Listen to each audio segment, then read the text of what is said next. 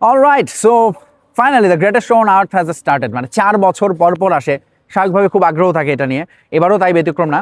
এবং বিশ্বকাপের প্রথম দিনে সেই আগ্রহ আসলে কতটা পূরণ করলো, অফকোর্স মানে প্রত্যাশিতই হয়েছে সবকিছু।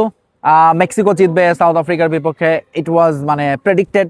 সেম হচ্ছে পরের ম্যাচে সাউথ কোরিয়া ফেভারিট এবং চেকের সঙ্গে দুর্দান্ত ম্যাচ হয়েছে। আমি বলবো second half was really really entertaining. But আমি যে বিষয়টা নিয়ে কথা বলতে চাই সেটা হচ্ছে এই বিশ্বকাপের প্রথম ম্যাচে এমন একটা ঘটনা ঘটেছে যা বিশ্বকাপ ইতিহাসে কখনো কখনো ঘটেনি। কি করে এটা হলো, এর পেছনে কারণটা কি, সেটা একটু বিশদ আকারে ব্যাখ্যা করতে চাই। প্রথমত নিশ্চয়ই বুঝতে পারছেন আমি কিসের কথা বলছি, সেটা হচ্ছে 3 red card. Yes, that's the talking point now. এই বিশ্বকাপের প্রথম ম্যাচেই 3টা রেড কার্ড। বিশ্বকাপ ইতিহাসেই এক ম্যাচে 3 রেড কার্ডের ঘটনা ঘটেছিল সবশেষ 2006 বিশ্বকাপে। বিশ্বকাপের এটা 23তম আসর। এর আগে 22টা বিশ্বকাপ হয়েছে, মানে 22টা ওপেনিং ম্যাচ হয়েছে। কখনো কোনো ম্যাচের ওপেনিং ম্যাচের রেড কার্ডের ইনস্ট্যান্ট দেখা যায়নি। এই ম্যাচে এই ঘটনা ঘটেছে। প্রথম ম্যাচে তো একটা না, দুটা না, 3টা রেড কার্ড ঘটলো। তার মানেটা কি, এই বিশ্বকাপে কি আমরা অনেক বেশি রেড কার্ড দেখতে যাচ্ছি? এটা আরো বেশি অবাক লাগবে যখন আপনি জানবেন যে সবশেষ যে বিশ্বকাপ 2022 এবং তারও 4 বছর আগে যে বিশ্বকাপ 2018, এই দুটো বিশ্বকাপেই পুরো বিশ্বকাপ আসর মিলিয়ে রেড কার্ড ছিল মোট 4টা, আর সেখানে এক ম্যাচে 3টা রেড কার্ড। বুঝতে পারছেন পার্থক্যটা? বিরাট বড় পার্থক্য। সবশেষ যে ঘটনার কথা বললাম 2006 বিশ্বকাপ, সেই বিশ্বকাপটা ওয়াজ এই ঘটনার মানে রেড কার্ডের ইতিহাসে এটা ধারে কাছে কেউ নাই। ওই বিশ্বকাপে 28টা লাল কার্ডের ঘটনা ঘটেছিল। দ্য বিখ্যাত ব্যাটল অফ নুরেমবার্গের কথা মনে আছে? পর্তুগাল নেদারল্যান্ডস, সেই এক ম্যাচেই দেওয়া হয়েছিল 4টা লাল কার্ড। সো এইগুলো হচ্ছে যে বিশ্বকাপের এই কারণে এটা খুবই খুবই নতুন এবং আনকমন লাগছে। এখন প্রশ্ন হচ্ছে দুইটা, এটা কি এই ম্যাচের একটা ওয়ান অফ ইভেন্ট, নাকি এটা আসলে টোন সেট করে দিচ্ছে এবারে রেফারিদের এবং অন্যান্য দলগুলোকে সতর্কবার্তা দেওয়া হচ্ছে যে এখন থেকে কিন্তু এরকম ঘটনা আরো বেশি বেশি ঘটবে, সো সতর্ক হয়ে যাও।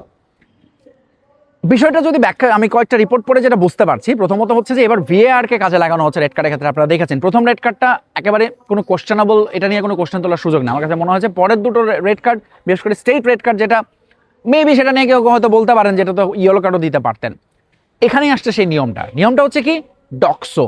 ডক্সো মানে হচ্ছে denying of goal scoring opportunity. এই ডক্সোর ক্ষেত্রে রেফারিরা নিজেদের মতো করে সিদ্ধান্ত নেন এবং সেটা অনেক সময় হার্শ ডিসিশন হয়ে যায়, রেড কার্ড হয়ে যায়। ডক্সো মানে কি, আপনি যখন দেখবেন যে সরাসরি একজন অপোনেন্ট প্লেয়ার একদম গোল স্কোরিং অপরচুনিটির খুব কাছে, মোটামুটি তিনি নিশ্চিত গোল দেবেন, এই সময় যখন কেউ মরিয়া হয়ে তাকে ট্যাকেল করে, যেরকমটা নিশ্চয়ই মনে আছে লুইস সুয়ারেজ একবার গোল পোস্টে হাত দিয়ে বল আটকালেন, because that was his only option. এই ক্ষেত্রেও মনে করা হচ্ছে যে যখন ডক্সোর ক্ষেত্রে সাধারণত তখনই ট্যাকেলটা হয় যখন একেবারে নিশ্চিত একটা গোলের অপরচুনিটি মিস করে দিতে চান অপোনেন্ট ফুটবলারে, তখন সেই ট্যাকেলটা করেন। দুটো ঘটনাই গতকালকে এই ম্যাচে, ফার্স্ট ম্যাচে মনে করা হচ্ছে ডক্সো নিয়মের কারণে রেফারির লাল কার্ড দিয়েছেন। এবার আমি আরেক ভদ্রলোকের কথা বলি, মেসি রোনালদোর মতোই ফেমাস, কিন্তু তিনি ফুটবলার নন। তার নাম হচ্ছে কলিনা, নিশ্চয়ই চেনেন। সেই লম্বা চুল ছাড়া মাথায় এবং শীতল চাহনি যার চোখে, কলিনা। এই রেফারি হচ্ছে ফিফার রেফারিজ যে কমিটি সেটার প্রধান, চিফ রেফারি।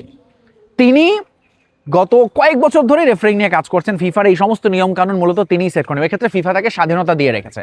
সো কলিনা এই গত দুটি ওয়ার্ল্ড কাপে তার ফোকাস ছিল, যেটি মনে করা হচ্ছে খেলাটাকে ফাস্ট করানোর জন্য এবং একটু রিল্যাক্স থাকার জন্য। এত বেশি ইয়েলো কার্ড, হলুদ কার্ডের ক্ষেত্রে একটু রেফারিদের ব্যাপারে নির্দেশনাই ছিল যে একটু কোমল থাকার জন্য, এতটা কঠোর না হতে। কিন্তু এবারে যেটা মনে হচ্ছে বেশ কঠোর তারা হয়েছে, কারণ হচ্ছে এবারে ওই যে ডক্সোর নিয়মটা তো আছে, সেই সঙ্গে ভিআরকে ব্যবহার করতে বলা হচ্ছে।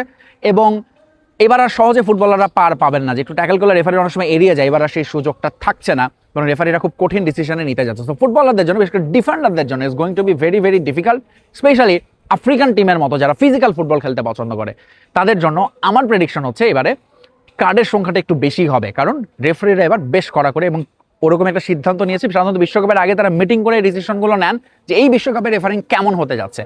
সেটাই মনে হচ্ছে যে এই বিশ্বকাপে রেফারিংটা বেশ কঠোর হতে যাচ্ছে। আপনার কাছে এই 3টা লাল কার্ড নিয়ে আপনার কমেন্টস কি জানিয়ে যাবেন। Bye bye, tata.